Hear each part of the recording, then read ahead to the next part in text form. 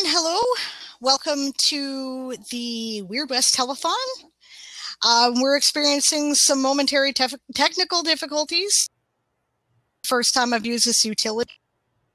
Go, Sarah! Okay, we both have to click go on air for this. Oh, I see. Okay, that explains it. Yay, first time. Well, cool. Yeah, no doubt, right? Well, this whole Facebook Kickstarter live thing is a beta test anyway, so bear with us, folks. I'm just going to bring my Facebook page into sync here so that people can see that too. I have to shut here. Okay, I'll shut down that one because I'm sketchy. Okay, there we go. Choose where I want to post my live video. It says, okay, fine. Next. Oh, no. Shoot. Okay. No, okay. We'll try that again. Kind of posted it so that people can watch from there. But I'm so glad you could make it. Sarah is the author of the Runespells series and host of other excellent fantasy and horror and pagan work. And I'm very excited to be having this conversation with her, so it's really cool. Right. Share on the page I manage, it says, so it's just slow. All right, there we go. Now we select my page. All right, and here's hoping. All right, next.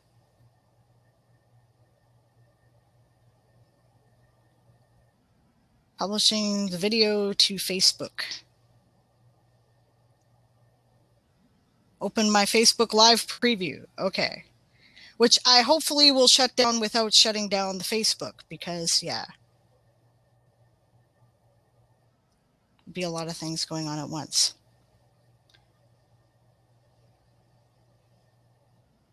Okay, it's opening a big window here.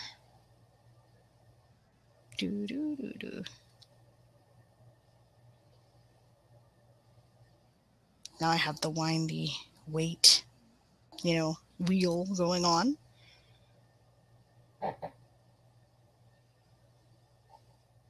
I hear noises. Cool.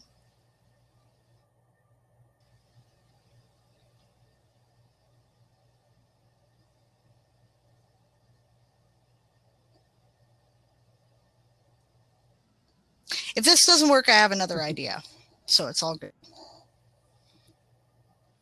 My other plan involves basically imitating what I tend to do for videos, which is set up a frame stand.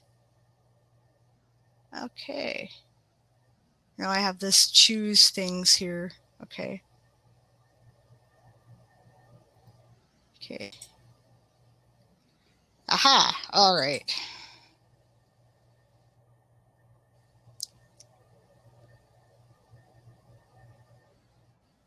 I think that should work. All right, live with Sarah Buhrman.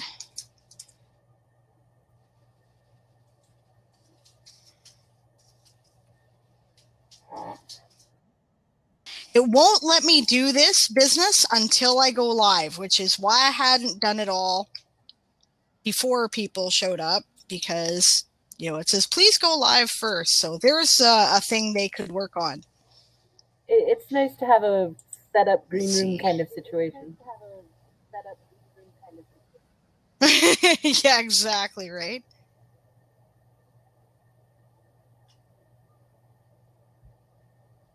All right, we're going to try that.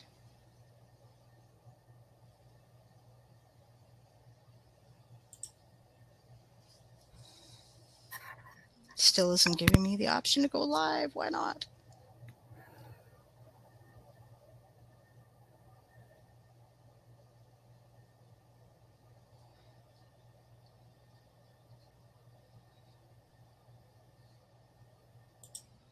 Do I have to say use a secure connection?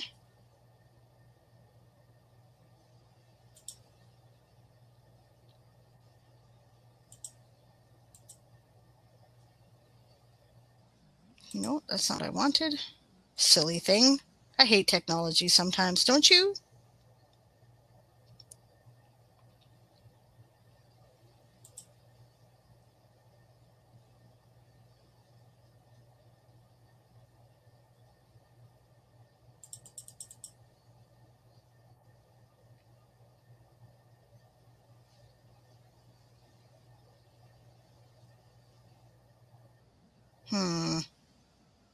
Okay, this is going to be difficult. One moment.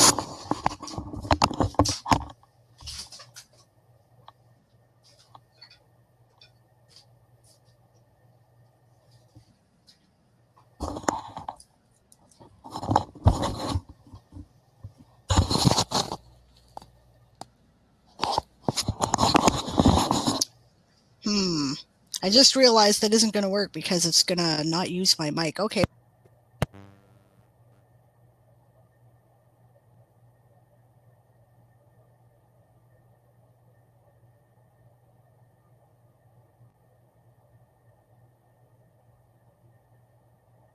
You got nothing coming through.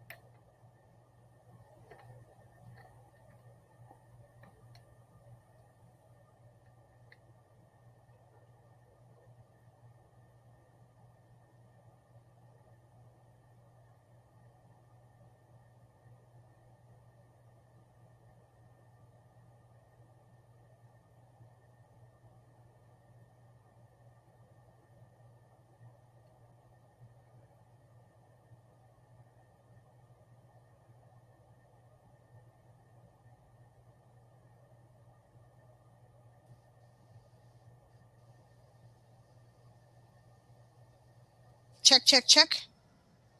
All right. Okay. Yay. Now if I could just get this damn thing working, but all right. Okay, so Sarah is the author of the Runespells series and a of fantasy, science fiction, horror, pagan. She does erotica and romance. She does it all. I specifically wanted to discuss magical realism as a genre today. So do you think that you could give the audience a definition of what magical realism is? Well, interestingly enough, there seems to be some argument as to exactly what magical realism is. For me, magical realism is approaching magic in a realistic way, as close to real as possible. Coming from a pagan perspective, that means, actually using the concepts of energy manipulation, of, building energy, releasing energy, and things like that, plus the techniques of meditation, of trancing, all of that brought into a world where the magic might have a more visual impact. I always make the joke that I don't do fireballs, but that's the kind of magic that people expect for in a fantasy. Toning that down a little, bringing in the practices that people have been using to build energy for centuries, that kind of thing gives it more of a realistic feel. Me? Yeah, I appreciate that. I like to do that myself. I think it gives the magic more of an authentic kind of sense. And I think that it makes it more believable and people tend to relate to it better. Mm-hmm. So this is something that I also try to do in my work, which is why I thought I'd talk about it. So what are ways that you've used to like bring magical realism to your work? What are some of the techniques that you find effective? I find it most effective to create limits. Magic has this tendency of getting away from you, especially when you're writing fantasy. Magic can do anything. You can make anything happen. And it's very easy to buy into that. So I like to have very specific limits on what magic can and cannot do. I tend towards magic cannot have any effects that are actually shocking to people. So, you can't summon lightning, you can't create fireballs, et cetera, et cetera. You can change people's moods.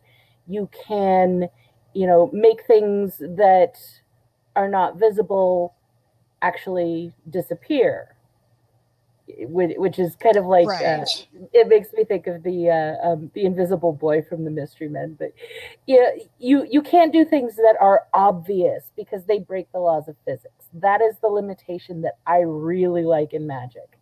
But you can do other things as well. And that includes, having limitations to how much energy you can put into things, the exhaustion factor of magic. You can have spell components as a limitation for magic, but having very firm limitations on magic that essentially prevents people from taking those easy outs, I think really makes it effective and makes your magic something that doesn't end up being a deus ex machina and actually contributes to the story. Right. Yeah, I find that people find magic more palatable if you first of all, that it can't do everything, right? I mean, it's not going to solve every problem. It's not limitless. It's not this endless source of, like even in my crazy high fantasy weird settings, I don't quite go there. There's always got to be something, right? Energy's got to be converted to energy. You've got to start with a little bit of whatever it is you're trying to create, right?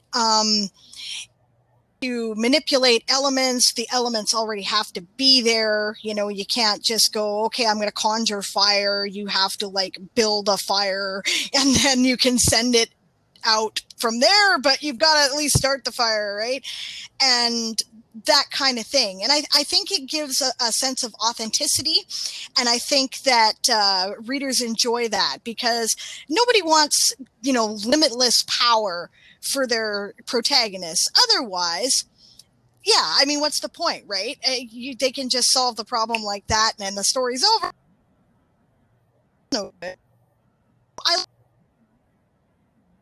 And something I also like to do is I like to borrow elements from existing systems that I have studied in real life to, you know, incorporate those into the process, because then I feel it also has more of a sense of how that works.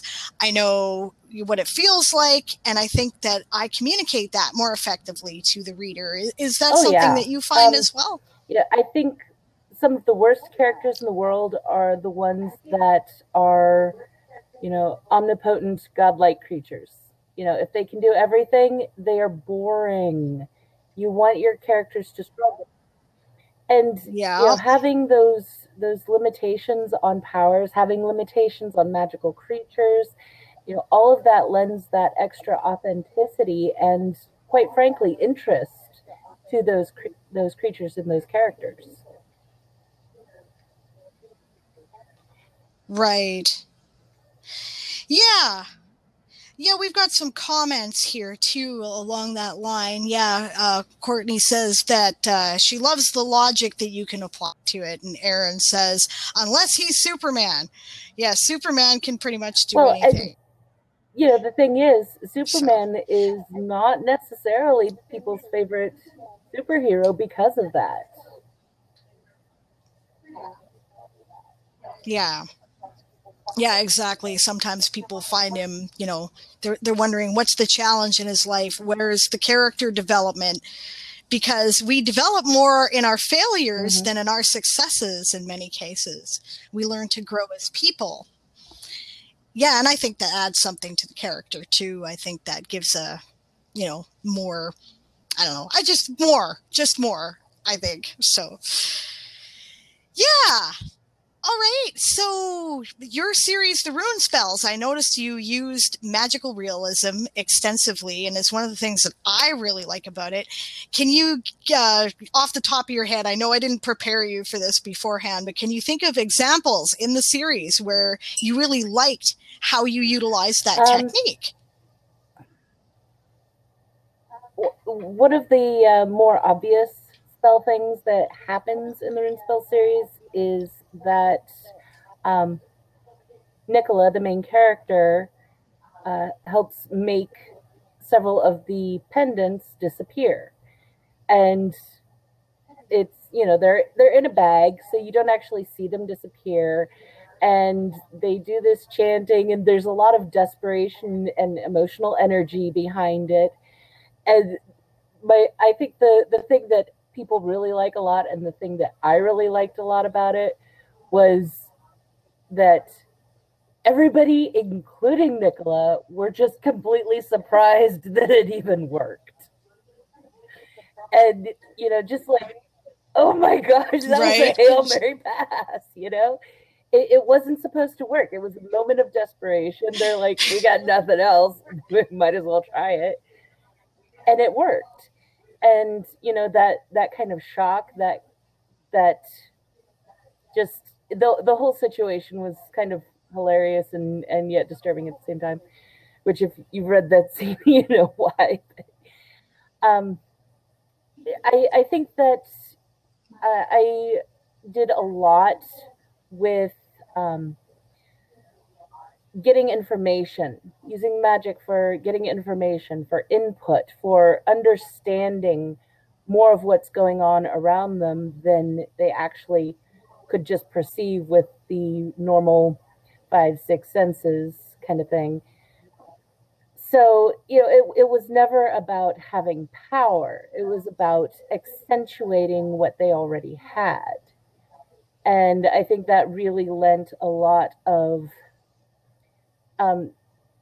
humility and yet confidence to them, to the characters who were involved in this, because it wasn't about controlling people. It wasn't about sending fireballs to your enemies. It was about knowing a little more confidently what's going on, and that was the main purpose of the magic.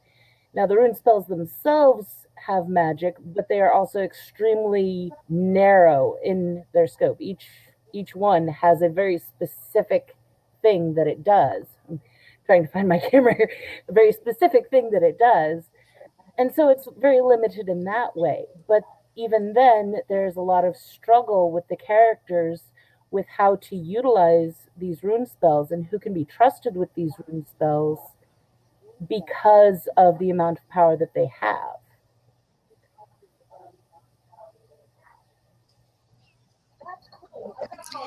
That's cool. I've got about 3 different lines of conversation that I can go from there. It's so cool. All right, let's start with emotional intensity, right?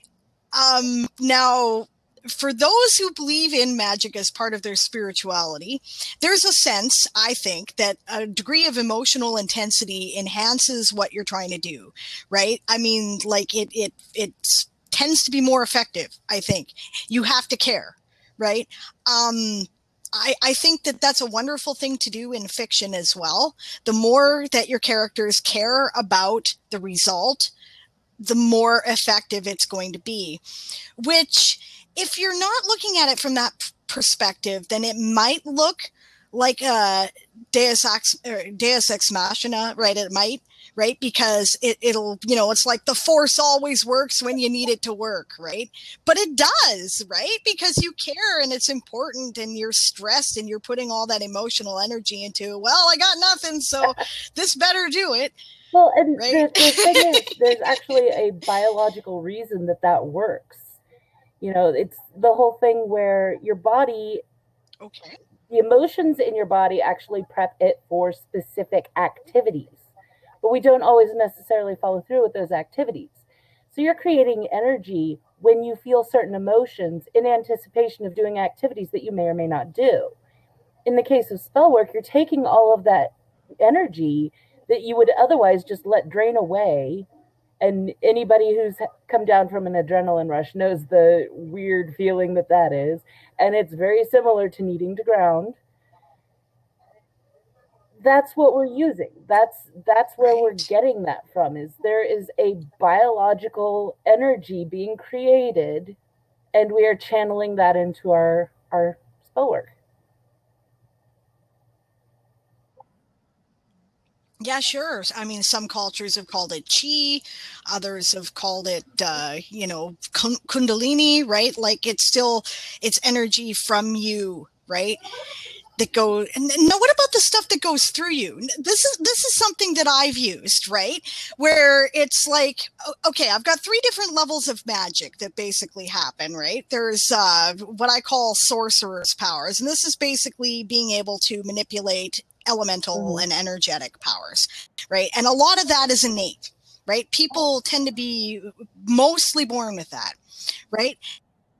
That you can ascribe to divine or nefarious sources, and people utilize that energy in order to create effect, like say animate a corpse or banish ghosts, right? They do that kind of thing. And then there's a 3rd level, which is psychic stuff, basically, right? And these are more or less the 3 levels on which things work. And then there's a spirit world as well that people interact with from time to time. Now I had a point with this. What was my point? My point was, right, stuff that goes through you. Okay, so the stuff that comes from other sources, right? It has to go through you. The holy or nefarious powers, right? Which isn't religion dependent in my story, by the way. It really depends on your own personal spirituality, how that works, right? But and different spiritualities all work. So it's something that I don't choose to explain, and I'm not going to. Right? You can make up your mind yourself as the reader. Is it really these holy powers exist, or does this stuff actually happen because people believe it does? Right? So, I find that, okay, real life example, right? When I'm doing Reiki healing, right? It's a power that comes through you in a large extent. So I find that the more you train in it, the better you get at letting it come through. It's kind of like being a better transmitter, like if you've got frays and damage in an electrical line, then you're going to get shorts. Things are going to turn into heat. There might be fires, right? I find the body's like that. You tired more easily, you might get scattered, you get a headache, stuff like this, right? Maybe if you do it repeatedly, you can even have health effects, right? That will be things that will last longer than a few days. If the better you get at it, the more energy you can allow to go through a better conductor. Now, is this a technique that you use? Do you find that interesting? And I'm talking about either way, right? Either fiction or in real life. The great thing about being human, so few things that are great about being human, but the great thing about being human is you can either be the fan or you can be the tunnel. Either way, you're working with wind. Generally when things are going through you, it's a much more generalized and natural type of purpose energy, and you're directing it. That's great. I honestly don't see much of a difference there. You're either creating the wind or you're directing the wind. Hopefully a little bit of both is involved in your practice. But yeah, I mean there's not a significant enough difference in the two that they would ever be mutually exclusive or exclusive at all in any way, shape, or form. I think they work very well together.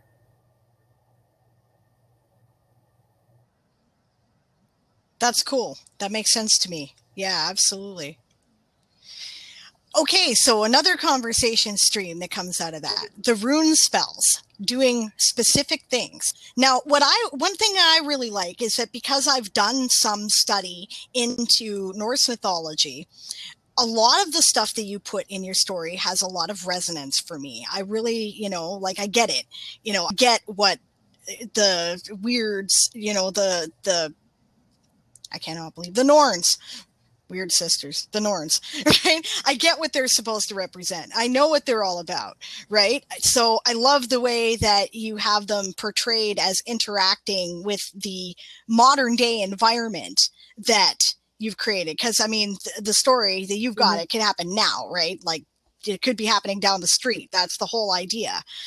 Right. And I also find that the runes themselves are really interesting because, of course, you're basing your rune spells on the specific runes that Odin supposedly, if that's your belief system, right, got from hanging himself on Yggdrasil for 9 days in order to gain the knowledge, right? So, and in your story, if I remember correctly, it's not, these are the actual physical runes that he was given at that time that are now being on Earth, not the reflection of their energy that modern day spell workers might use in their spells, which is why they have great power within their scope.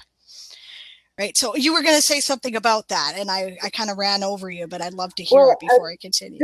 There's a lot of different interpretations of the Havamal, which is where most of this particular myth comes from. But the way I interpret it is Odin actually received the runes as knowledge. And then the concept of the rune spells is essentially a physical manifestation of that knowledge. So that's kind of the premise that I'm working from. Makes sense. Yeah, makes sense, right? So, okay, so I've also done some study into the runes, and as a result, I have a good idea of what each of them represents, what they're supposed to do, right? Now, the runes, for those who may not be familiar, are a little bit like tarot in that they have an archetypical meaning that tends to have a broad implication, and how it actually manifests has a great deal to do with what else is interacting with it. Right. So, I don't know, Isa, right? Isa meaning ice, right? You could be talking about literal ice. You could be talking about an obstacle to overcome. You could be talking about a cooling of emotional feelings. You could be talking about, like everything's in a hold position and nothing's going to move for a while. I mean, it's a variety of stuff that you can associate both like on an emotional and symbolic level as well as a literal level with ice, right? So now, do you find that using these symbols that we actually do have resonance with in existing cultures and traditions, do you find that this gives you a better sense of what you're doing with your story and how the effects are going to play out? Well, okay, so what you're talking about is the kind of the meaning behind the runes as letters. And that's what most people learn when Right. they're learning about the runes. But the Havamal actually spells out Yep. that the runes are specific spells. It actually states in the rules, or in the rules, in the rules. We're playing D&D now. It actually states in the Havamal, when Nicola picks up a rune spell, time stops and she hears this chant. That is actually my modern interpretation of the text from the Havamal for these rune spells. So to me, they're already spelled Right. out for that, for what they do. And they are very specific. Okay. So I've built the various stories around these rune spells as they are spelled out in the Havamal. The definitions, I'm sure that somebody has figured out which runes go with which of the spells in the Havamal. I have not looked into that. I actually wouldn't mind finding out because it would be quite interesting. But it seems to be more of a mythological versus a spiritual interpretation of them, which means that there's some difference and a lot of intent behind the two that just kind of branches off. So I wouldn't use the Runes 101 textbook for trying to figure out the rune spells per se. Yeah. Good to have them all. Fair enough. Yeah, I've got a different approach. Mine is more symbolic, and that's because I want you to think maybe it's the power of belief that creates the effect, and it might not actually be anything other than that. I want that deliberately because I don't want to proclaim that one person's spirituality is the real one in my story. Let it remain a mystery. Right. I know what my answer is, but I want the reader to find their own answer, right? So for me, it's more of a focus of energies that you're trying to create. So there can be some symbolic interpretations, and people do spell work. This is something that can and does happen, right? But people write their own, right? More or less based on what they know about the symbolism. So it's interesting that we have this different approach. And I think both are equally, like they're both cool, right? As long as they're consistent, right? Which is the point, right? Your magical laws, whatever you establish them as, have to be consistent. And you can't suddenly just go, okay, now you can suddenly do this, right? So, and I must say, I really liked one thing you did in Fluffy Buddy, right? Where you were dealing with, that's the second book in the series for those of you who are unfamiliar. And in it, she dealt with the unintended consequences of something that might sound like a good thing, right? Like there's a particular rune spell that's supposed to be a really beneficial one. You would think so, sound like, based on the description, but then it has broader implications that may not be what you originally thought they were going to be. This is why in magical practice, a lot of people do not do weather spells, for example. You might think, okay, it's a drought, rain is a good idea, right?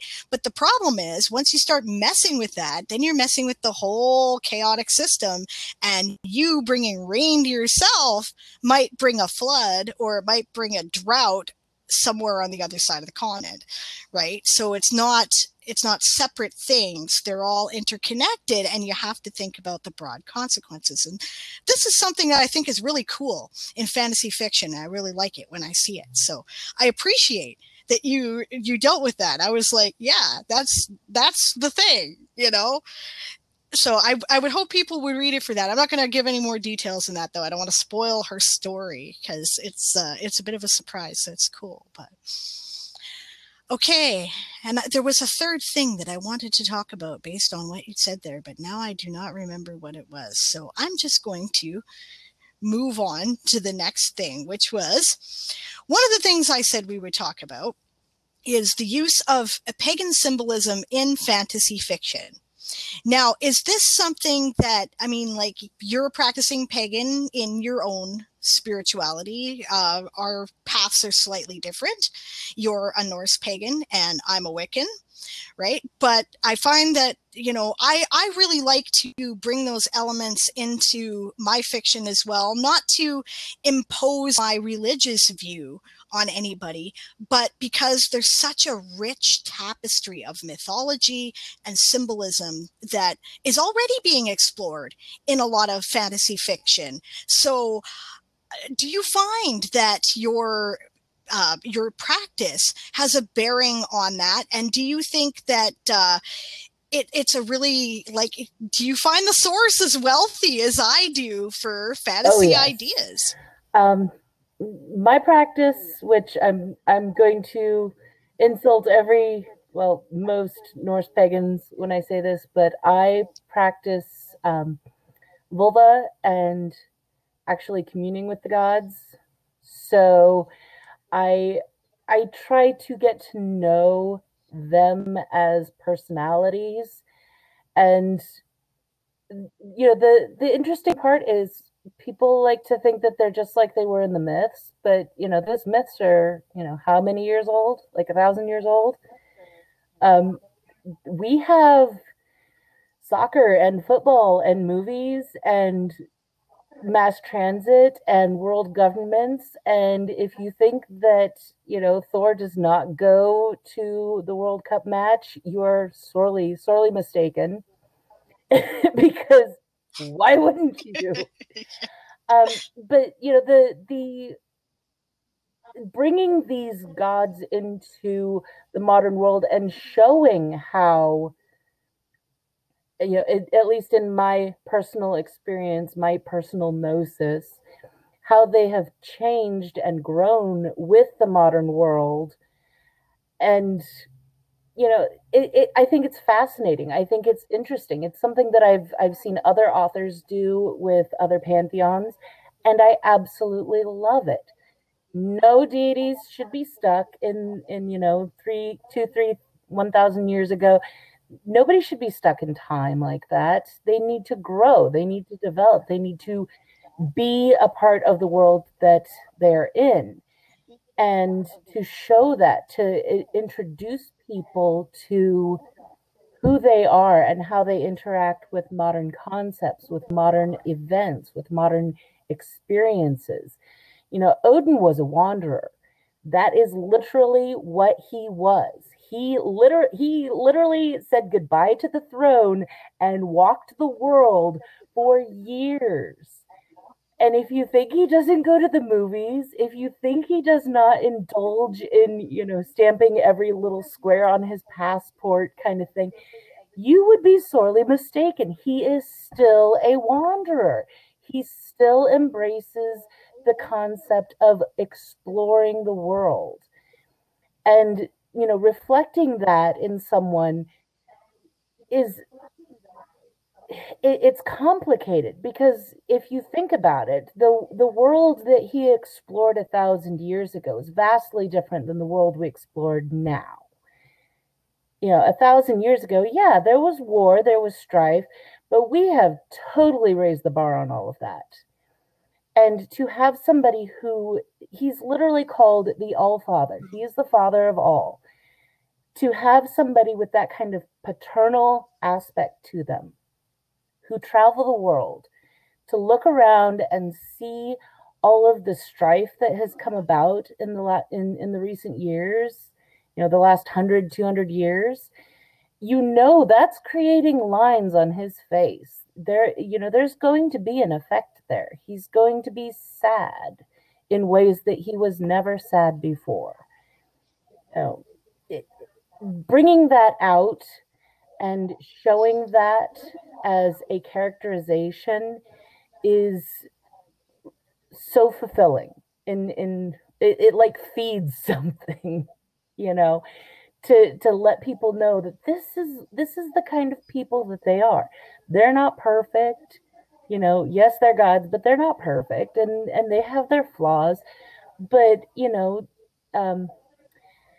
in book 3, which I'm hoping will be out in the next 6 months, I'm still waiting to hear back from the publisher, but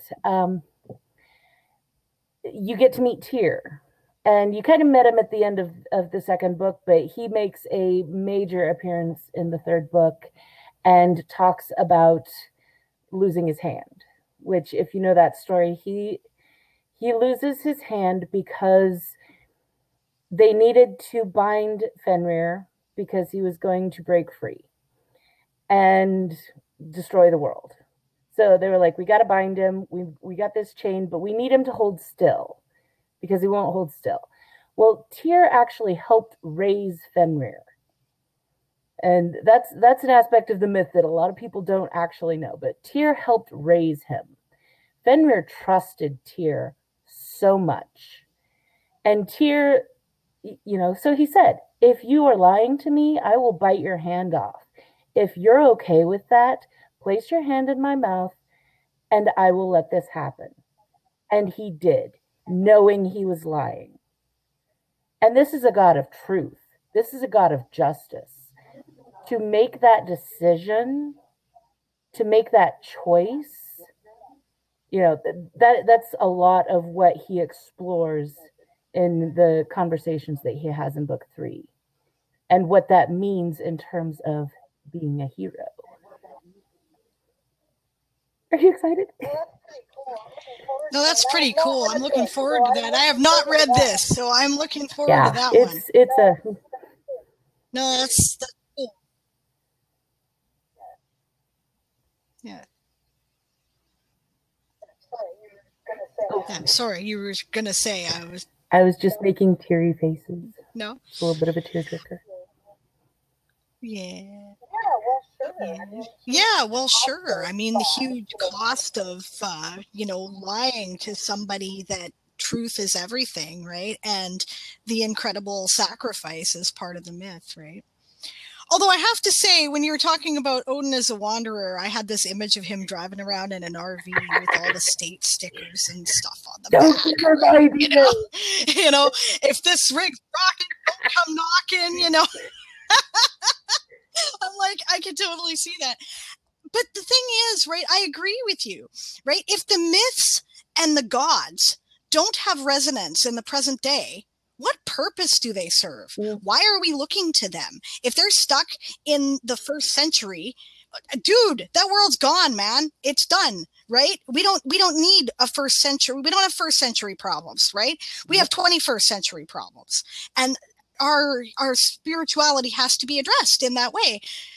so I like that too. I like to take, resonance of myths that still kind of perpetuate themselves in our current culture, and some of them we need to work on. Some of them, there's some horrible myths in our culture that really you need some adjusting, but some of them are really cool, and some of them I think we're abandoning that are cool, and so I like to explore that, right?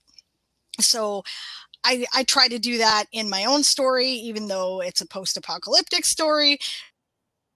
I love the way you do it and make these very contemporary deity figures and figures of myth that are interacting in a way that is relatable. And I like that. I think that's excellent. So, yep. All right. I think we're sort of near the halfway mark, and I was about to move on to a different topic. So before I do, are there any questions from our viewers who would like to say things? And in the meantime, I'll point out that there should be somewhere over at the side of your screen a little utility that says pledge. And I would really like to encourage you to do that and support my project, because I did the word count. I put it all together in one document finally. It's much bigger than I thought it was. It's 109,700 words. It's huge. So you're getting a good book. It's a lot of reading for the value. So I was given the space for questions, but I'm not seeing any. So that's all right. Fair enough. Well, feel free to throw it in there. I will try to keep an eye on the discussion, and I'll move on to the next topic. Oh, yay! Courtney says she got hers. Yes, she did. Thank you very much for your support. Actually, I really appreciate it. That's really cool. It's a great book series. Just pointing that out. Yeah, okay. Yeah. We read each other's work, so. Yeah, all right. So, I'm a working class writer. You're a working class writer. Now, I have to say, one of the reasons why I launched this Kickstarter is that I am finding that there are a lot of hidden costs in this process, right? It's okay. Yeah, nominally you can publish a book for free. You can write your book and you can put it up on CreateSpace. Yeah, free, right? Exactly. You can put it up on CreateSpace. You can put it up on Amazon with Kindle Direct. You can do that. And yeah, it's free. Here's the problem. First of all, right, nobody buys a book with a crap cover, right? So you have to have a professional artist. This is not cheap. Right? If you don't have a professional artist, you have to have at least a professional designer. Sometimes you have to hire them both, because I've learned that an artist is not a designer necessarily. Just because they have an idea of a cool, framed picture doesn't mean they know how fonts go on the front of a cover and what that says about your genre, right? So, there's that, right? Once you get that done, usually the basic formatting stuff that they have, it's fine for your Kindle, right? If you're just reading online, most people are pretty satisfied with their basic, it's a textbook. I'm reading text. I can, can I see it? Okay, right? Stick with your Times New Roman, your basic fonts, you're fine. But when you get it to print book, it's a totally different animal, because people are expecting it to be artistically arranged. They want it justified. They want, nice, chapter covers and these, part 1 and all that stuff, right? And that's tough. Like, that's not easy to do. You have to spend hours and buy an expensive program, right? Or you have to hire somebody who knows what they're doing, right? And either way, that's not free, right? And then we get to the marketing. And this is one thing that I have found is a real bloody headache. I have learned that unless you are willing to throw a lot of money at the problem, it is difficult to get attention, because there are millions of books published on Amazon every year and other formats, right? People, how do you know, right? How do you get people's attention? How do they know you're a good writer? Because that's the other thing. I found that the gatekeeping is a big deal, right? People think, oh, well, you self-published, so you couldn't get a traditional publisher to take it, so it must be crap, right? No, it doesn't mean it's crap. And by the way, I've read a lot of traditionally published crap too, I'll have you know. But the problem is that okay, a publisher takes a book, and to some degree, the quality of the book has a bearing. It does. But mostly what they want is a marketable product. So if they didn't publish it for whatever, they could be just, they don't like your particular style. They think your idea is a little out there. Innovators tend to get relegated to independent publishing a lot, right? Maybe it just, they just don't see the marketing potential in it. And maybe they're wrong, because original ideas, I think original ideas are, people are hungry for them. I think people are wanting, right? But because it's such a risk, corporations don't want to do that. And, their shareholders probably don't like that. So, okay. So yeah. And then editing is something you have to do. Otherwise the book will be crap. That's a flat out thing, but editing isn't cheap. You can't really, I do a okay job of a preliminary edit, but fortunately for me, my partner is an editor. He's not afraid to tell me that it sucks if it sucks, right? He would rather I not embarrass myself for fear of, than hurt my feelings in the short term, right? So I'm able to get that done for the most part at home, but most of us can't, right? Okay, so, and we're also aware that in traditional publishing, there's a gatekeeping aspect for low-income writers as well, right? A lot of the writing opportunities that you get come from universities. You have to have money to go to universities, right? There is all the Nebula Awards, it seems, for the past several years, and most of the nominees, as I said recently on Sarah's program, the Pagan Musings podcast, right? They have, most of them have gone to these big writer workshops. The two big ones that tend to get the most attention are called Clarion. Oh, I lost Sarah. Ooh, I hope she comes back in a minute.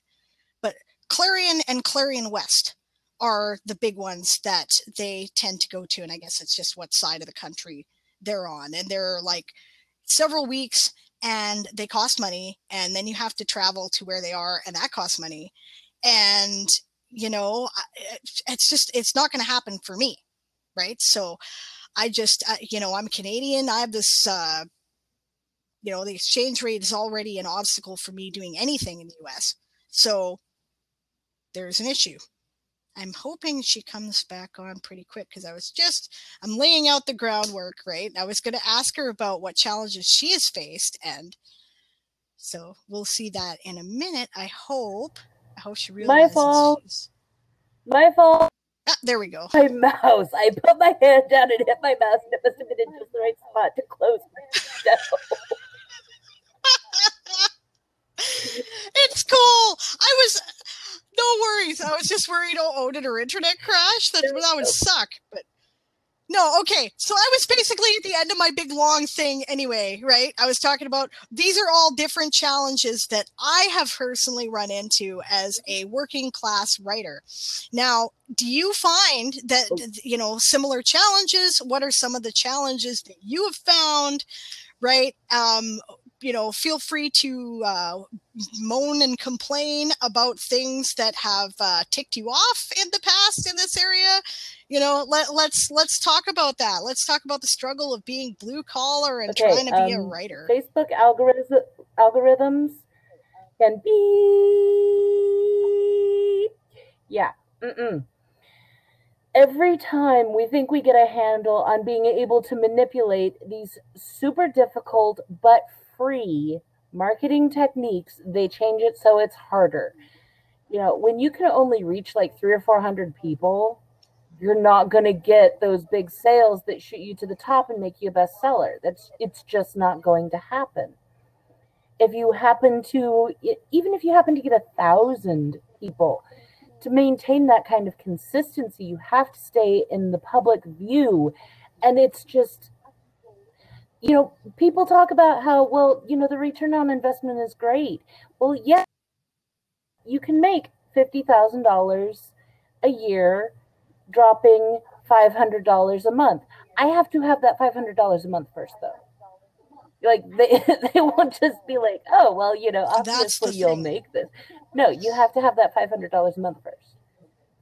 And every time there is like a guaranteed thing that will shoot your sales through the roof, you know, by the time you get the money together for it, it's past. Yeah, it's so frustrating. Awards are another thing that just torque me off. Any award that is going to get you any kind of attention or any kind of respect as an author, and they're like, well, you know, we just have a little reading fee of $200. If I had $200, I wouldn't be begging people to buy my book that much. Right?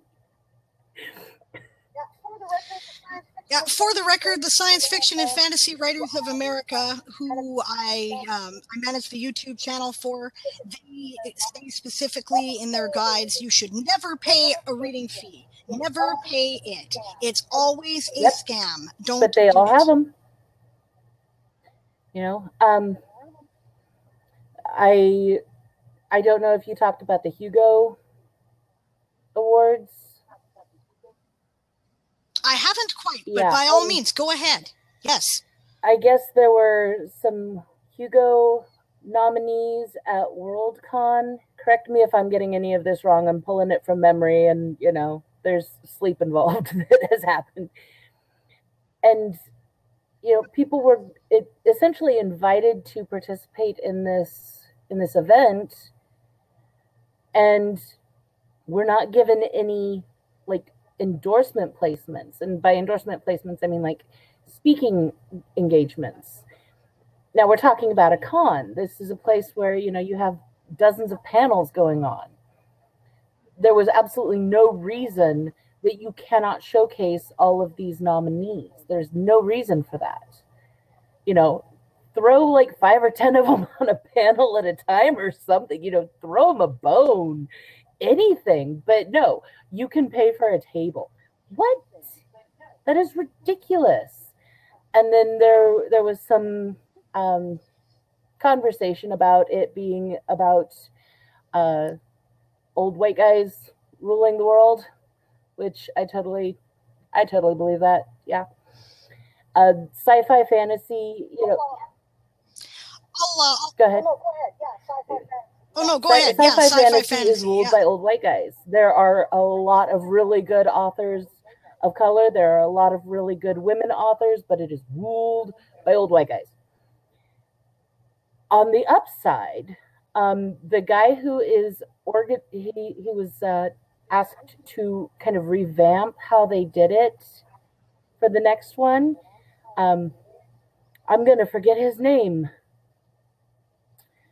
But anyways, I sat next to him at the convention that I went to in April, and he was the special guest artist. And he is an absolute joy to be around. I would love to work with him any day of the week. So totally get behind him. He raised money for making sure that artists of Hispanic backgrounds were able to go to conventions, and specifically Worldcon. And we totally donated funds from our auction for that. And we put him over the amount that he was going for. And it was awesome. And there was much joy and rejoicing. And I got a box. With like inks and pens and stuff. but yeah, I mean, nice. The thing is, we're making strides, but not nearly enough. There are so many perspectives out there, and we're talking about fantasy and science fiction. There is no reason that it needs to be ruled by old white guys. Absolutely no reason at all. So, yeah. We're talking about worlds that don't exist yet or never have. You would think that we could bend the rules a little bit and maybe have some power for people who are normally not empowered, right? It seems sensible to me, but you basically got everything that was going on with Worldcon spot on. There was a big kerfuffle because a lot of the nominees were not given panels, right? The Hugo nominees right? I don't know about you guys, right? But if I'm going to this con, I want to meet all the new up and coming authors. I want to talk to them, right? I want to see what they're writing. I want to learn about their technique. I am not there to watch the same, calcified whatever that has happened for 20 years in a row. I can go and do that anytime, speakers that go to all the cons. Yeah. Right. And there did appear to be, and now I don't know, we don't know for a fact if it's true, but it sure looked like marginalized groups were getting the dissing more than people who weren't. A lot of queer writers and trans writers and writers of color. Women. And it was, I could see why people were pissed. And I said, look, I'm not going, right? I can't afford to go to this one anyway, but I wouldn't go, right? I wouldn't go. If I were going, I would go to. So yes, even in places where it shouldn't matter. Okay, the Hugo Awards, they happen at Worldcon. Worldcon people who are members of the organization, which actually isn't that huge of a yearly fee, but there is a yearly fee, right? Nominate other writers and their work, right? So merit should be the thing, right? Merit should be the thing. But even in that case, a couple years ago, there was a right-wing group that an alt-right group, one of the pilot alt-right types, who gamed the system to exclude marginalized writers from the nominations, right? And there was a big reorganization of the whole structure of things, right? The nebulas are nominated by people who are members of the Science Fiction and Fantasy Writers of America. In order to become a member of this organization, you have to have a certain amount of professional publications and have been paid a certain rate to get in, right? I don't qualify. I am not a member. I am an associate member, right? Which is, I get the honor of doing this by the fact that other people will speak for me and I'm, doing the YouTube channel, right? But I don't qualify as a member yet, right? And independent authors can get on this list now. They've expanded it. They've made room at the table for independent writers and game writers, and I think they're doing good work. But the amount of money you have to make as an indie in order to get on this list. I mean, I know one person who's two. I know two people who have done it, and I'm in touch with a lot of independent writers now, right? Yeah. So it's hard, right? And good for them. I'm glad they did it, right? But again, that's one of those things where I know for a fact both of them were able at the start of their careers to throw a bunch of money at the problem until it could return. Right. So now we're back to the money, right? It feels like the same problem with, entrepreneurship. You almost have to be a success before you can succeed. It just. Yep. Those of us who are not born into the Trump family or other independently wealthy groups are just kind of like, oh, well, here I go, puttering along. Yeah, and it's hard to roll a snowball when the snowball's that big, I mean, if the snowball were, that big, it's much easier to roll it. We all know this, right? I think most of us are aware that there is a great deal of barriers of inequality, but I don't think that a lot of people are aware of how much the inequality of class has an effect on the world of writing. Right. And even in traditional publishing now. Right. Okay. Yeah. You know what? There are lots of people who have slush piles. Right.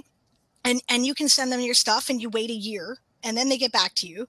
Right. And, I was watching Bane's slush pile search. They read about the first 3 pages and decided whether they wanted the book or not. Right. So this is what you're competing with. Right. And if they haven't heard of you yet, again, right, the odds are not for you, right? So all these different things makes this a very challenging field in that regard. And nowadays, they don't, the dreams of 6-figure advances are almost a thing of the past unless you're already a celebrity, right? They, like I was traditionally published for my nonfiction book I'll tell you frankly, I got a $2,000 advance, right? And I was told that was probably the only money I would ever expect to see, right? So we're not getting rich doing this, right? We do it because we love it, right?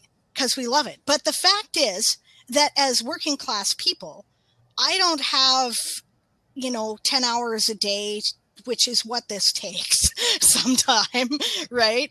To throw randomly at something that is going to be a happy hobby, right? I have to care. I have to care about the bottom line. It matters. It has to matter, right? Otherwise, I got to go work at McDonald's because I got rent to pay, So how can we help, right? This is one of the ways I thought maybe we could help, right? I thought crowdfunding, why not, right? But I found that was another thing. I found that a lot of people who were starting crowdfunding on some of the different groups that I was on for independent writers were, kind of being told, well, why do you need a crowdfunder? Well, you know what? You don't. If you're just going to put out a simple basic book with a cover that people aren't going to read and use the basic formatting and never tell anybody except your friends about it, no, you don't need it, right? But the reason why you go with a traditional publisher instead of publishing things yourself, right? Because, right, I mean, you get a bigger share of the profit. Why on earth would you give it to somebody else to give you 7% on the retail value, right? Why would you do that? The answer is because they have all that capital to throw at the problem, right? That's what they're for, but they're throwing less and less of their capital towards the problem. Writers are pretty much now expected to pay for their own book tours, for example. Unless you're Stephen King, they don't pay for it for you guys. Yeah. The thing is, particularly in fiction genres, nonfiction is different, but in fiction, the chances of you getting book signings that are actually, yes, the publisher will often help, and by help that means that they will send copies of your book to the bookstore that you're doing a signing at. But nobody's going to help you set it up. Nobody's going to, create materials like a sign or a tablecloth or anything. Go for Vistaprint because that's going to be your friend. You're not going to get bookmarks unless you buy them yourself. You're not going to get business cards unless you buy them yourself. You're not going to get a table at cons unless you pay for that yourself. You are going to be the one paying for marketing. My publisher is a small publisher that does actually quite a bit for its authors, which means that we get about a 50% discount on a lot of marketing things. But when you're talking about marketing that's, $600 a pop, that's still $300. So, it's right. And there's my grocery bill. That's my grocery bill for 2 months. Oh my gosh. But yeah, I mean, the thing is, you're not going to get marketing help at all. I mean, that is the status quo. Anything that you do get help with is going to be an exception. That's the world we live in right now. As for, why go with a publisher? You get to say that you were accepted by a publisher, which still means something. Yes, the gatekeeper passed me. I'm valid. But more importantly, they will provide the cover and they will provide the formatting. And about 2/3 of the time, they will also provide the editing. It depends on how large of a publishing company they are. Covers, you can drop anywhere from $100 to $600 on a cover. Editing can cost upwards of $1,000. And we're just talking about like the proofreading editing. It depends on what your word count is, but it gets really high really fast. Formatting, I actually taught myself how to format because I'm psycho that way. It is a psychopathic journey indeed. But so I don't know the pricing on formatting, but I know it's generally in the couple $100 range, I think. So correct me if I'm wrong on that, but yep, that's what I was told, and that's what I've budgeted for in my yeah. So crowdfunding budget you're here. looking Yep. at easily $2,000 dropped already before you even hit publish on your book. And that gets you the free publication on CreateSpace. Free. Air quotes, free. It's not free. Yeah. Yes, you can do it for free. It's going to look like it, but that doesn't even count any marketing. That doesn't count any pre-order marketing. That doesn't count any follow-up marketing. That doesn't count ads. That is the world that we live in, and it is very difficult to get the word out. A lot of indie authors do things like what we're doing right now. We go back and forth and interview each other and promote each other as best we can, because that our community will sink or swim together.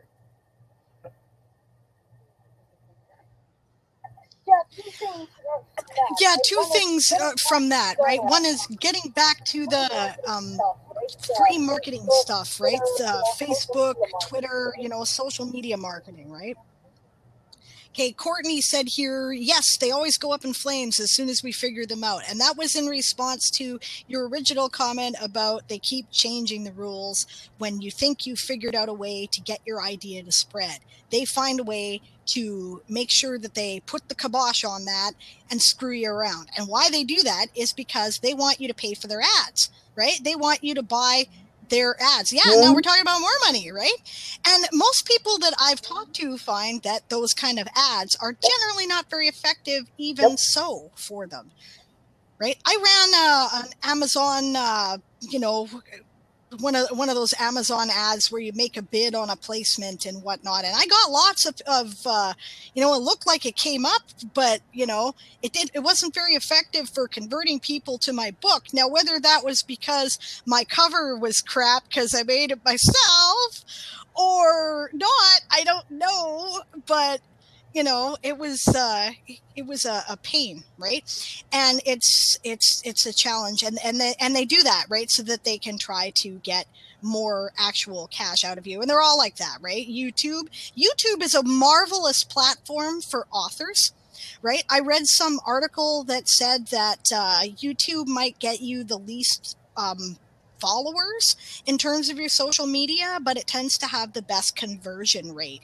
People who follow authors' channels tend to buy their books, right? And I think that's cool, right? But then again, how do you get the attention of people? Like most videos about indie publishing or writing or even book reviews, right? They tend to get like 50 views. That's not going to sell a lot of books, right? So, and they always change the rules, right? Like right now, something that I ran into, I recently started revamping my YouTube channel to try to create more links between videos that, were similar so that people could find more material that they might find interesting related to what I'm doing and increase my views, right? Because if you increase your views past a certain point, then they start doing some advertising for you. And I'm pretty close to that, right? So I was like, okay, I can do stuff, right? Okay, so you can't put any commercial link in a playlist unless you already have this level of viewing that I'm trying to get, right? And they blocked out a couple of my playlists that I had linked to on other videos, and they didn't tell me why. They didn't send me any kind of email notification, which they could have had on a nice little form saying, we're sorry, your playlist has violated our new rules about commercial links. No, they didn't bother doing any of that. They didn't respond to my emails, none of that, right? And that's indie marketing. That's what it looks like. That's what Amazon treats you like. That's what Facebook treats you like. That's what they all treat you like, right? So yeah, so what we have is each other, right? And we stick together. Now, I generally find that your readers will thank you for recommending other books to them that are similar to what you're writing or that are, something that you like, because readers read, right? They like to read. We're addicts. I'm a reader. I read a lot. My TBR pile is huge, So, and I like sharing it, right? And I don't think it's a competition, we're all in this together, and you know, a success for one, if they say something about the other people who help them climb up, right, is a success for everybody. So there's no need to be competitive about it. But yeah, and that's, you know, and then there's growing beyond the audience that you have. One thing that I found, right, okay, my first book was Pagan nonfiction. It was published with a fairly well-known metaphysical publisher called Red Wheel Wiser. They've been publishing books for a very long time. They did marketing for me. They called podcasts and radio shows, and you know, their publicist was excellent. Like, she was really, you know, just, she worked with me, you know, she got news about my events out on their website and the signings, but I had to line up the signings and I had to pay for the book tour, right, which I did, you know, and then all this stuff, right. And no, she was great, you know. They did my editing, right, so that was all really cool. And they sent me promotional postcards for free that I was able to, I mean, you know, I didn't get any bookmarks and I didn't get any, you know, business cards. I had to pay for those, but they gave me the postcards, and that was very helpful, and they did a lot for me. I'm very grateful, and I love them, and I'm definitely, you know, when the next Wicca book comes out, I'm happy to publish it with them, right? Okay, and none of this counts for crap in the fiction market. Nobody cares that I have that some gatekeeper said I was a good writer, that, you know, I've had a fairly successful run with it, more than I was expecting, right? More than people said I could expect, right? And it counts for nothing, right? It's absolutely be, you know, coming out of high school, like nobody cares. Yeah. Right? And that's frustrating. That happens across genres too. You know, I write in a lot of different genres. Most of them have a fantasy base. They do not cross. You know, the ones that like my erotica books are not going to read my urban fantasy or my horror, and the ones that read my horror are not going to read anything else. And the ones that read my urban fantasy, they might read the horror, but you know, they don't cross. They don't, you know, you have to make your way through each and every genre. And that makes it hard, because I like writing a lot of different things. I like writing, you know, I write fantasy thrillers. I write paranormal thrillers. I write, you know, horror. I write everything. And, you know, having to start over every time I have a new book out because it's in a slightly different genre is extremely frustrating. But, oh well. I'm doing me.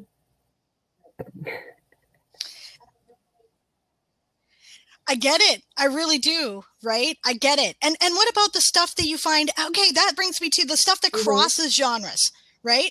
Okay, I write a lot of stuff, and I'm going to do a different panel on this. I've just finally lined up my guests for it. Announcement will be on the updates in the next day or two, right?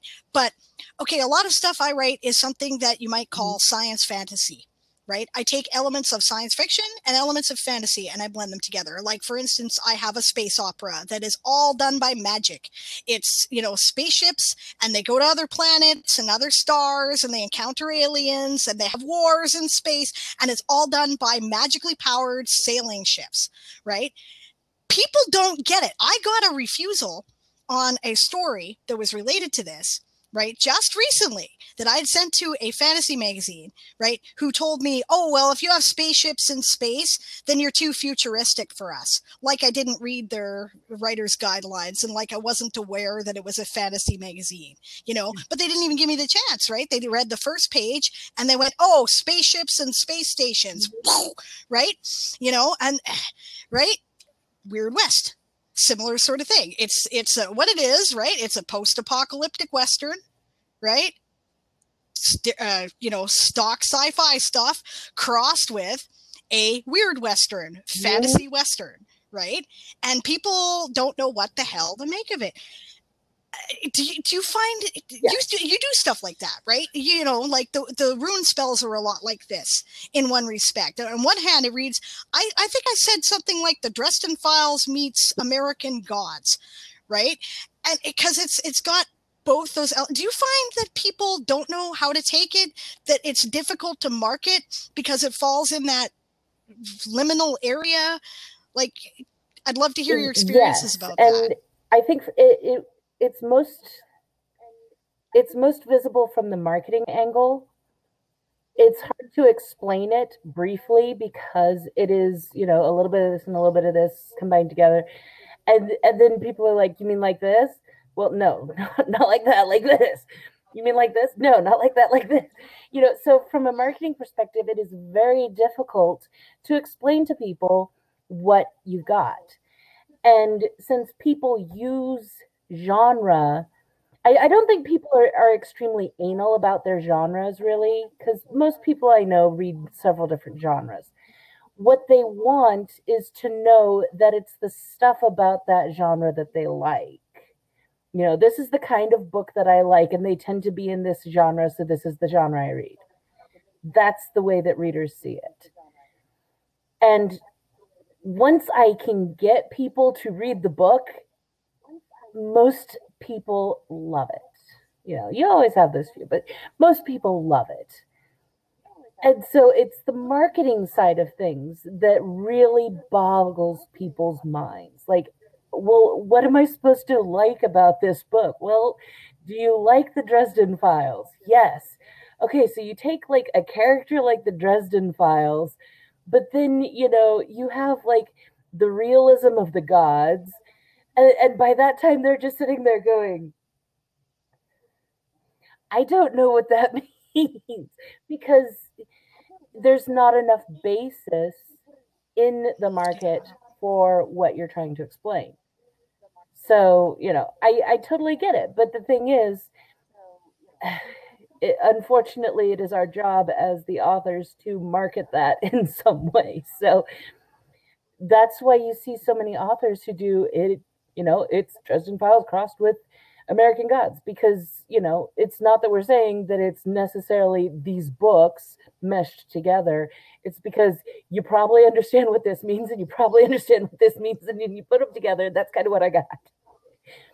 Because we don't have the language for those crossing genres, those subgenres, you know, that kind of thing.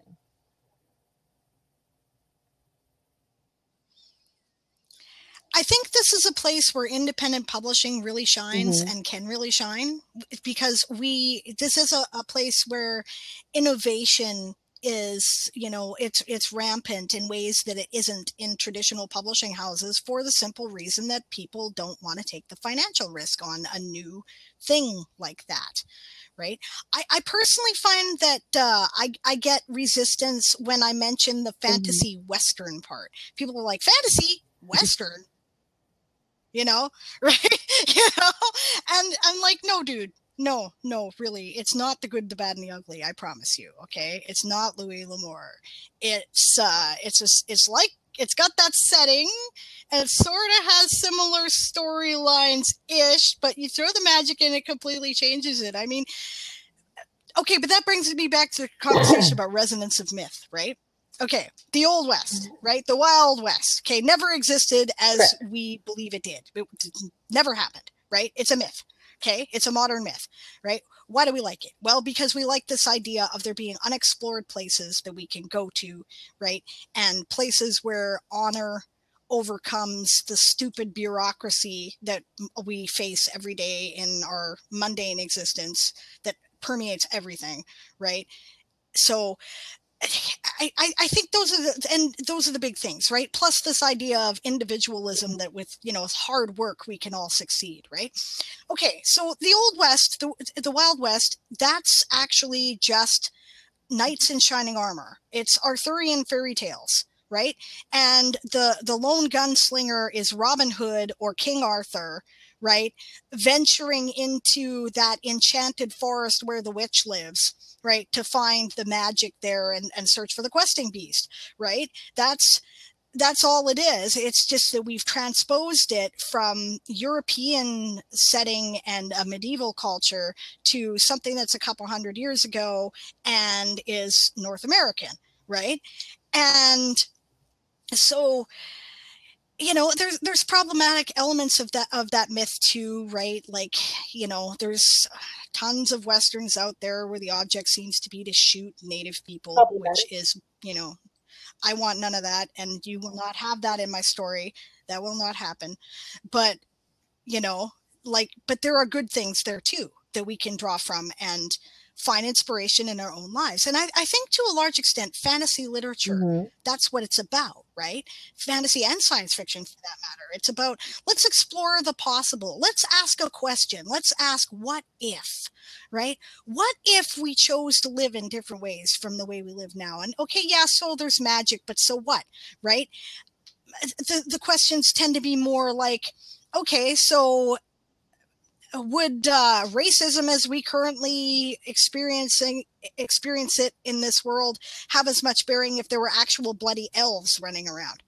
I mean, like, if there were giant bugs in the wilderness, right? Would we care as much about what color your skin was, right? Which is stupid in the first place, but but people do. People care, right? And like how, and can we overcome these things, right? If you meet some tentacled alien out in space, right, can we find a way to communicate?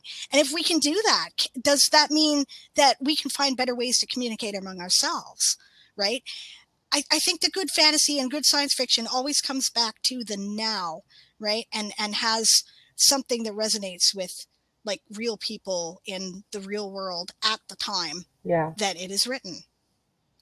Is it? Do you see these things? Do you agree? Do you, do you disagree? Honestly, I think that science fiction and fantasy is about inspiring people to be better. And I'm going to go with Star Trek on this one. Two prime examples on Star Trek are the pseudo-utopian society. I say pseudo because obviously it wasn't perfectly utopian, and plus if you actually read Utopia, you wouldn't want that anyways. But that society is one that people would really like to see, and I think that's something that we can strive for. I think it's something that we can be inspired to work towards. And the second is the Star Trek technology. And, I don't know how many people have commented on how, like the original series, the communicators ended up being flip phones. Because, and the thing is, these things were intentional. You had the tablet things that they did all of their work on in DS9 and the Next Generation. And that became tablets. We literally got the Kindle because of Star Trek. People literally quote Star Trek as being their inspiration for making this happen. There's a reason for this. We imagine this better way of living, and then we show people this better way of living, and then somebody else goes, I can make that happen.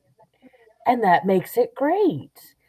I think that is at its core the very best thing that sci-fi and fantasy writers can do, is inspire people to make those better changes.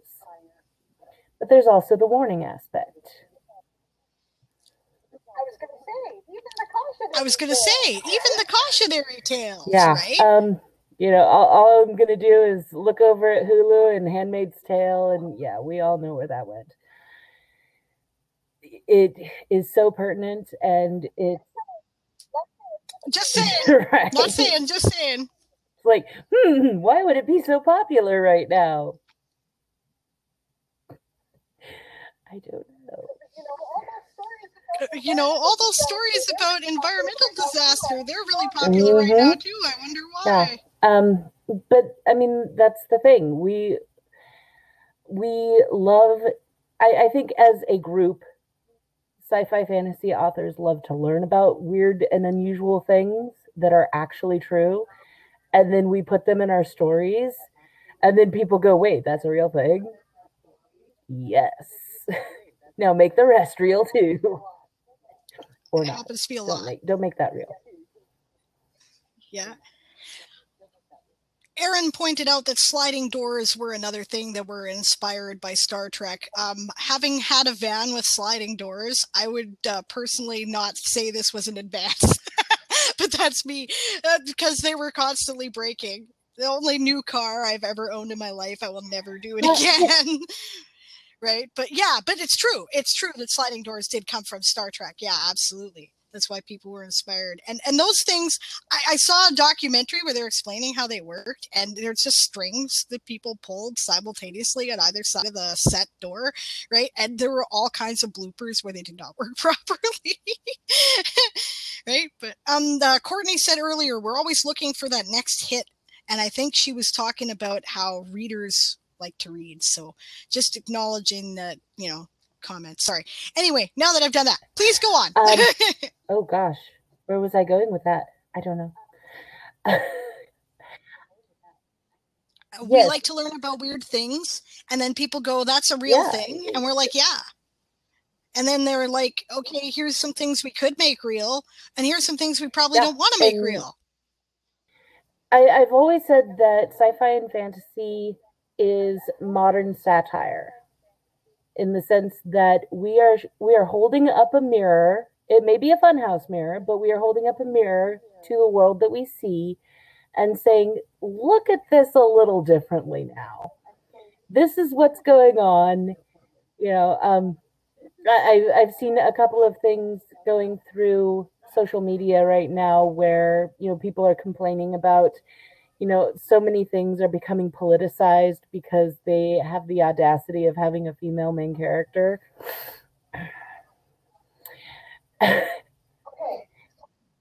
Okay, science fiction and fantasy have always been political.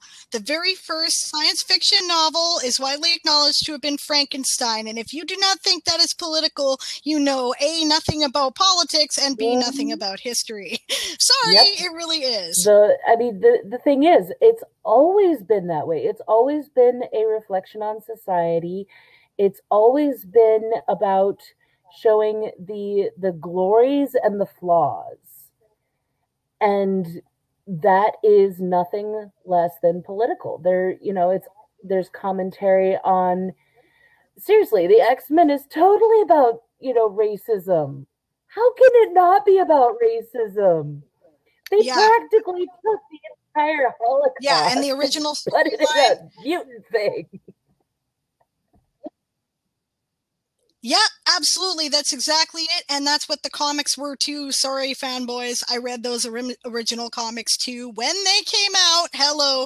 And yes, that's the story, man. That it is totally about racism. That's why you see so many changes and updates to the superheroes. Our idea of what a hero is changing. Mm-hmm. We don't want the knight in shining armor because he's usually a douche. Just saying. He's usually judgmental and douchey. So we don't want that anymore. We want the edgy guy who's broken and, is sacrificing himself for the betterment of the world and things like that. That's what we want now because that's far more realistic today. But yeah,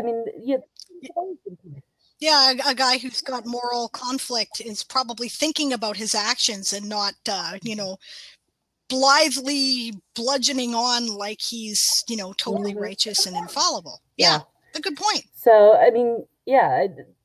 these things, it boggles me how people can have such, a perception of this. The entire concept of, so many of these things, even as a teenager, I'm sitting there going, okay, so closely guarded secret.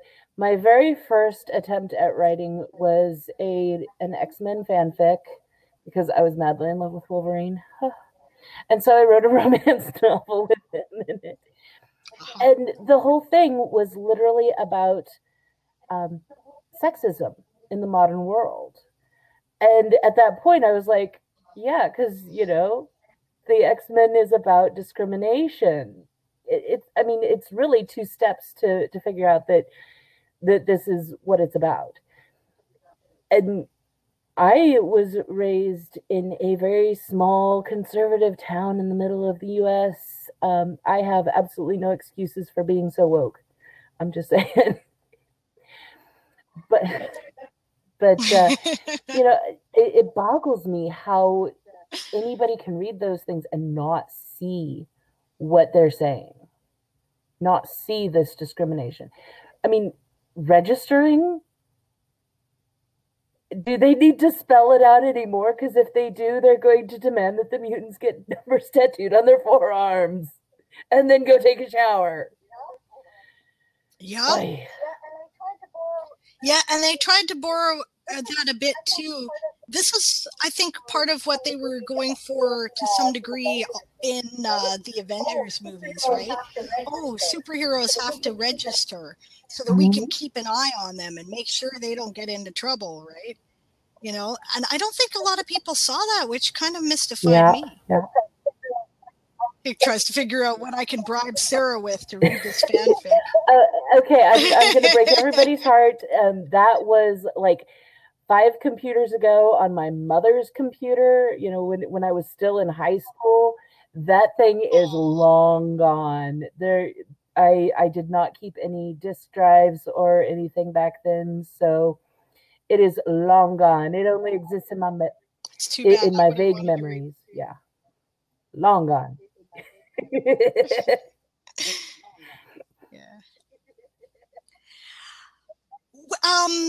I'm going to briefly mention here that the study of Wonder Woman's changes throughout history, she has always been about feminism. When she first became really popular was World War II, when women were starting to go to work and do the industrial jobs so that the men could go to war, right? And she's constantly been a manifestation of what feminism looks like in that day and age ever since. So yeah, it's always been political, right? But at this point, unfortunately, I have to start calling this to a close because I have to go and pick somebody up at 7, unfortunately. Right? Yeah, I know, right? It feels like we're just getting started. Maybe we'll have to do this again on a different program or something, because this is really cool. Thank you very much for coming. Is there anything that you're working on right now that you would like to tell people, something coming up, something you want to promote? I've got a short story coming out in the anthology Counterclockwise, which is available on pre-order on Amazon. Woohoo, Courtney! Fiction Atlas, yay! I am actually working on a short story. I'm working on 3 short stories. I have Carriers for an anthology through Lexis Infinitum. I have Dragon Trains and Wagon Tales for an anthology by some strange woman who writes fantasy Western stuff. Blah. I don't know what you're talking about. And then I have Superpowers Anonymous for a superhero anthology that's going to be a charity anthology. And I have at least 2 more books that I'm hoping to have done by the end of the year. So this may be the last time you see me. I'm going to be busy. Yeah, I keep poking my head. Because she's going to be writing her face off. Yeah. It's so cool. I got a glimpse of some of Carrier just recently, and I was like, oh, I totally have to read this. So I'm really looking forward to that one. Hey, I'll take beta. Awesome. So glad to have you here. Yeah, cool. Sarah's one of my favorite people to talk to, and I'm so glad you're able to be here. Thank you so much. I'm just going to point out briefly again, this is to build attention for Once Upon a Time in the Wyrd West, my Kickstarter for my brand new, it's going to be a huge, big, fat book. Wonderful book. And I'd love to have your support, guys. It would be really cool to get this happening. I promised a release date for September 1st. I don't want to be a liar, and I could use your help. So thanks very much for your support, everyone. And thank you to everyone who joined us on the live stream. I really appreciate you all being here. Yeah, see, Aaron's banging my drum for me. Over 100,000 words. Yes, I did the word count. Yeah, it was big. So, you know, you're saving a lot of money on the shipping. I'm telling you, I would have charged more if I'd known it was that big, but too late. I already put up the reward, so you're getting a discount. So, okay, cool. Thanks, Sarah, so much. And I hope to see you again soon. Bye, everybody.